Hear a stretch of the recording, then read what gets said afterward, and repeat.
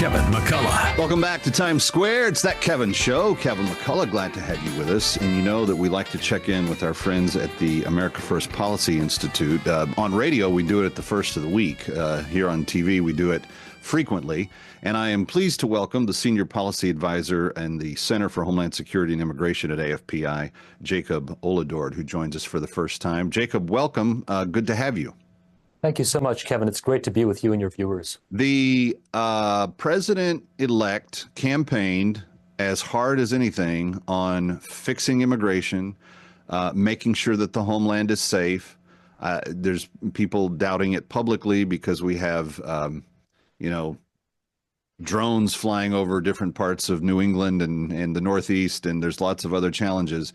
But I believe firmly that that is still his number one priority in terms of getting it under control. And we've seen even some response from the Mexican government and from the cartels themselves kind of admitting that it's going to be a harder task to get people across the border. What exactly is happening if you were to assess the status of where we are, say, right now, as to where we were, say, November 3rd? Well, I obviously only speak for myself and have no insight into what the plans are on January 20th. But, I think, and of course, as the saying goes, there is one president at a time. So we can be even more vulnerable in the next 36 days before then, depending on President Biden's decision-making in that time and his team. But we're seeing, obviously, you mentioned the drone. Our homeland is indeed vulnerable right now from a number of adversaries, a number of vectors. Of course, the southern border, which, as you mentioned as well, is top of mind and obviously the top of the campaign platform, and obviously a position that he now has a popular vote, a mandate, a tremendous historical mandate to implement on. So all of the above, obviously, will need to be considered.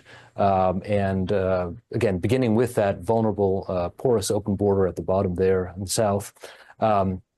But yeah, the drone as well. We have we still don't have any information forthcoming, any assurances from the Biden team about what is going on exactly, where these drones are. Let me focus on the border for a second, because that we know at least a little bit more about. And Trump's mere presence of being president-elect and mere statements publicly seem to have worked a little bit of magic already. I know that the one president at a time policy holds, but the president of Mexico was kind of, I don't know, beating her chest and trying to growl like a bear. And he said, well, we'll just do tariffs. And she's like, oh, okay, how can I help?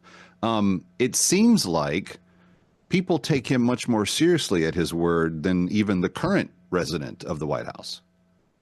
Absolutely. I think, well, no doubt, the president's rhetoric, his actions and gestures, people understand that America is back right now, and they're preparing, they're bracing, and where you don't want to be is on the wrong side of America. And his positions, the policies are clear. The intent, the end state that we need, a secure border, secure American communities, is exactly what the American people need right now and what he is delivering to them. And so I think you're right. You see the president of Mexico, others step up, try to really play their role in participating even before he takes office. So all of that, of course, is tremendously important to developing and to reminding folks of the new team, the new atmosphere that will take place very soon here in about a month. Part of the concern, I think, for a lot of voters was that it wasn't just Central and Latin American countries that were sending people to our southern border.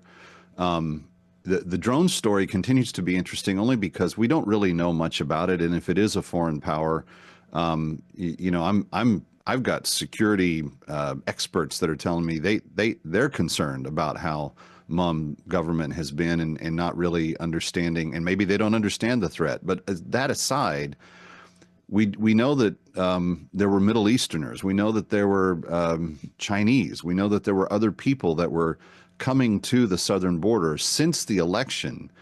Does the data show that those countries are still trying to penetrate us via that border, maybe taking a last gasp chance in these final days before the inauguration? Well, I hesitate to say anything conclusively, not having the data available at my fingertips, not being on the inside, of course. But you're absolutely right that our adversaries are working to to plot in any which way they can. And you've seen, obviously, individuals on the terror watch list be apprehended at that border, and who knows how many have gotten away. The Chinese have sent their balloons, when was it? Several years ago, and we still don't really have a readout of how we took action at the end there. And then, of course, the Iranians remain plotting any which way. Jacob Olidort, Senior Policy Advisor in the Center for Homeland Security and Immigration at the America First Policy Institute. Stick around for more of That Kevin. Next, That Kevin Show with Kevin McCullough.